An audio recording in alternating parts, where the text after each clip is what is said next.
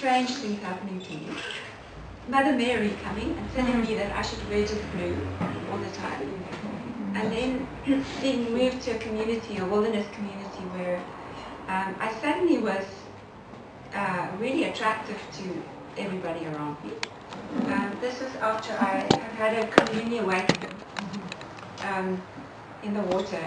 The energy started moving through my body and took me into a very big explosion of my heart, opening into unconditional love. And that lasted for quite a while, where every person that I saw, I could just melt into them. There was no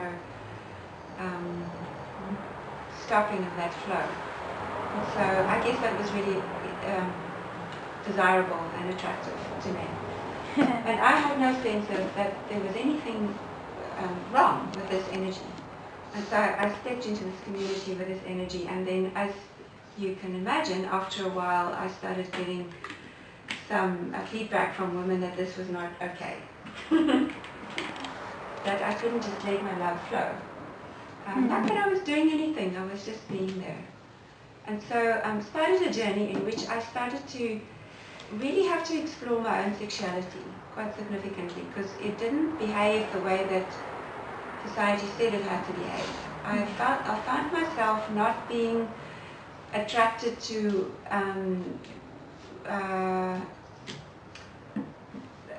my sexuality being something which is about what I can get or what I can claim or who I can be.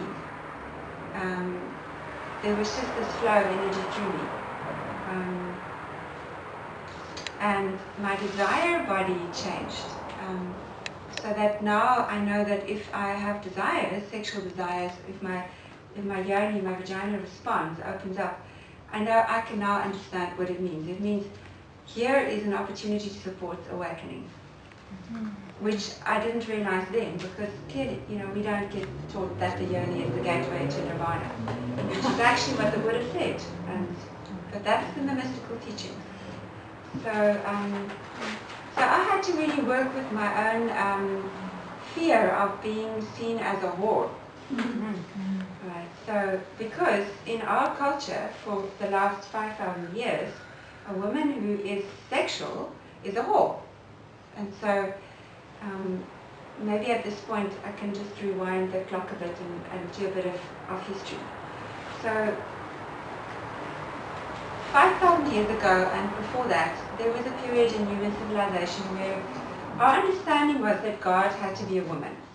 Because clearly women have this magical capacity to give birth. And so men didn't understand that they had anything to do with birth at that point. They didn't understand that. And so women were seen as these magical creatures, and the gods were feminine, were female. And the priestesses, the servants of the goddess were women. And their function in the temple was sacred and sexual. And so men would come to the temple and actually pay money to have intercourse with the priestesses. Now in our tradition, if we hear that, we understand that to be prostitution. This is where the old understanding of prostitution comes from. Because a split happened 5,000 years ago. Before that time, it was understood that to have the opportunity to make love to a priestess in the temple was the closest that a man could get to feeling the pathway of the goddess flow through him, to being open to the divine. Because it was understood that female sexuality is such a mystery, that this is the greatest gift that a man could receive. And as a way of showing his valuing of this opportunity, he would give gold coins. So that's where that tradition comes from. And then about 5,000 years ago, there was a political change. There was an Aryan race that came from up north and had a male thunder god. And does that sound familiar? And he, this tribe, this race, overthrew the matriarchal tribes, which were not violent, by force. But they could not break their spirit, because the women the whole culture they were still worshipping the goddess. And so some clever priests in their tradition worked out that what they could do was to take the mythology of the goddess tradition and slightly alter it, which is where we then get the story of the Garden of Eden. Right, so some of you might know, some of you might not know that Adam had a partner before Eve. She was called Lilith. And so Lilith was a woman who was still very much in touch with the power of her sexuality. She celebrated her sexuality. She felt the divine moving through her body. And so when Adam said, "Lie down, wife, I am ready to have sex with you," she said, "No, you will respect me." And for that, she was thrown out of the Garden of Eden and turned into the demoness who eat babies. I think it's in the Torah, there's that. So there's in the Jewish tradition, there's more of a kind of memory of that. But a very strong association with Lilith being the great demoness, the one whose sexuality is vile. She has sexual intercourse with the demons. And she's the whore. So then after her comes Eve. So Eve is the good wife who lies down so that her husband can have sex with her in the missionary position as much as he desires. And she becomes, in effect, a virgin. Because her sexuality is not, her desire is of no relevance, her personal desire. So in a sense, kind of Eve becomes the desirable archetype in the Western world. At the same time, however, Eve still is the one who bit the apple. And so everybody gets thrown out of the Garden of Eden because of Eve. And so all women understand that whether they are being sacred or sexual, the mere fact that they are women is the cause of the downfall of humanity. And so it starts this really deep suspicion that we have as women about our desire and our sexuality. A deep suspiciousness about our sexuality. And it's still prevalent today. So this takes me to what happened to me a couple of days ago. I was at Harvard Hot Springs having a very beautiful family time and felt very relaxed and open, and suddenly I felt this flood of heat going through my body. I felt like I was having a very significant fever come over me. And I sat down, Claire was there, and I had two beautiful men with me too, and I said to them, "I don't know what's happening, but this feels really big." And so one of the men offered that I could take over his room for the night. He would sleep somewhere else and stay for another night. And then what started to happen is that instantly, as soon as I said yes to that opportunity, my body started riveting into contractions. I started hyperventilating and feeling like I'm being kicked in the gut hundreds and hundreds of times. And it was clearly men who were kicking me in the guts for being a woman and being sexual and having desires and for not,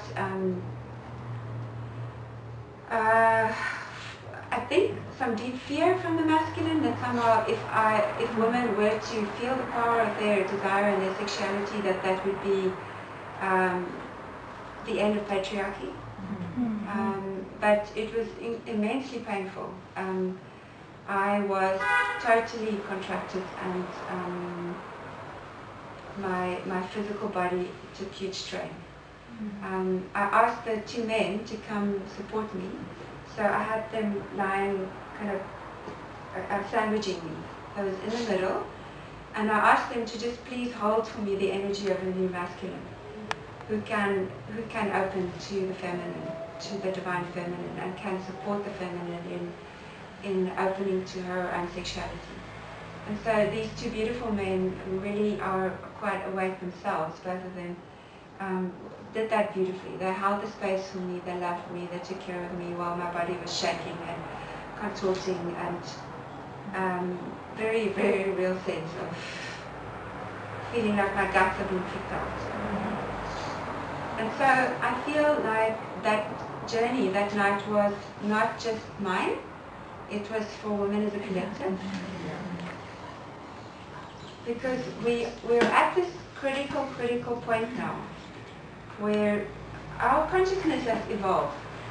We started at the base chakra in our human evolution, at the time when we were hunter-gatherers, where we ran around with clubs and hit animals over the head and tore the meat up, and everything was about survival. And then we went to the next level, the second chakra, where it was the time of matriarchy, where now we were into crops and fertility rituals and the circles, the cyclical ways of the feminine. And then we had to evolve from there too, as humans. Because if our energy was going to just stay tribal, then we would not wake up.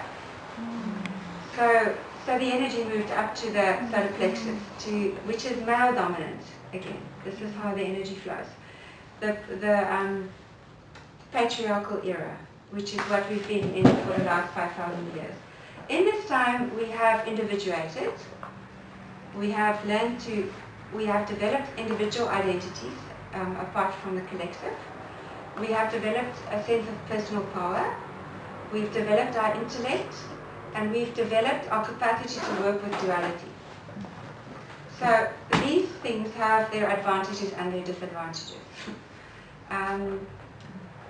The disadvantages are clear. We've got war. We've got such illusion, such huge splits between polarities in our society, such big splits between the sacred and the sexual, for instance, between masculine and feminine. But we have benefited from this journey, and it's time for us to now move into the heart chakra. This is where we act in our human evolution. The heart chakra is a place where neither the feminine or the masculine is dominant. This is the place where the marriage of spirit happens.